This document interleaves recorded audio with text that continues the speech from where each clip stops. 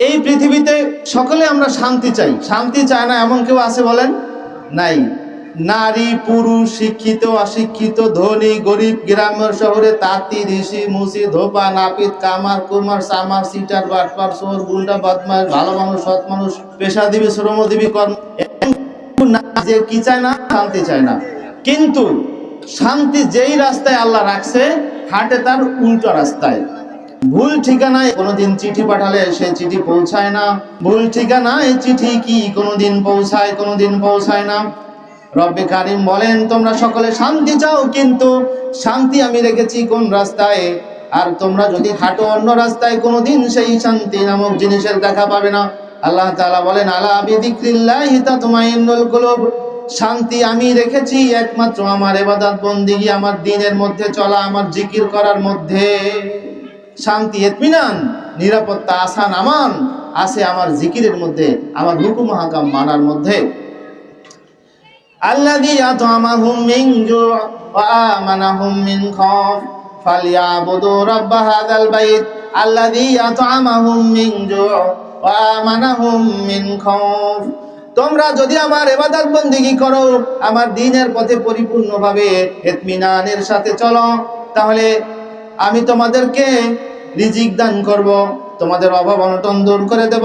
আমানাহুম মিন খাউফ, আর তোমাদেরকে শান্তির চাদরে আমি বেষ্টন করে নেব। আসান আমার, নিরাপত্তা, শান্তি, সব কিছু তোমাদেরকে আমি দেব। আফগানিস্তান এই কয়েক বছর মাত্র তারা জালেমদের, কাফেরদের আগ্রাসন থেকে মুক্তি লাভ করেছে।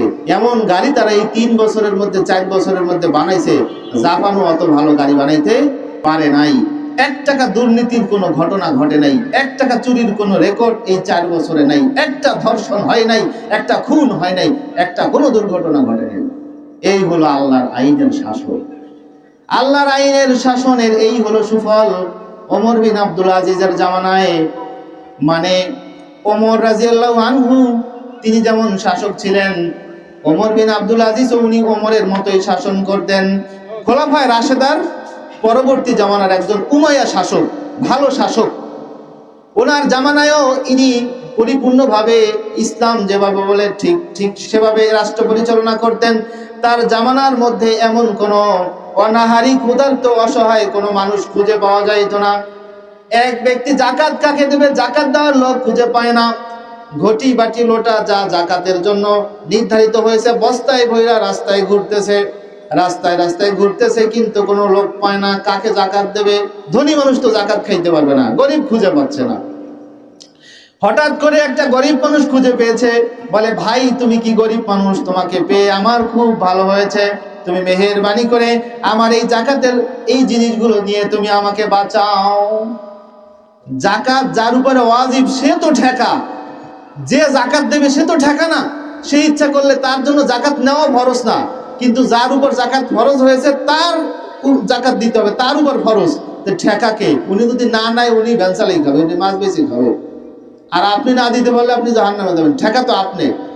তো জাকাত যারা নেবে তাদেরকে অসহায় মনে করেন কেন? জাকাতের কাপড়ের নামই লিখে দিয়েছে জাকাতের কাপড়। জাকাতের কাপড় বলতে কিছু নেই।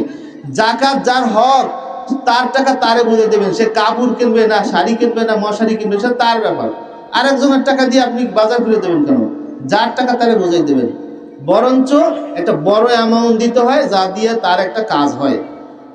এক বছর একটা ভ্যান কিনে দিতে হয় একজনের, 1 বছর একজন একটা দোকান দিয়ে দিতে হয়। একজনকে দেন, 2 জনকে দেন, 5 জনকে দেন। আপনার কে বলছে 150 টাকা দিয়ে শাড়ি কিনে গ্রাম ভইরা দিয়ে নাম ছড়াইতে? তা শাড়ি না মশারি তা বোঝাই দেয় না। লুঙ্গি একটা দিছে, তাই একুল দেউকুল সব এক্সে সারা, বিনা এক্সেলতে সব দেখা যায়।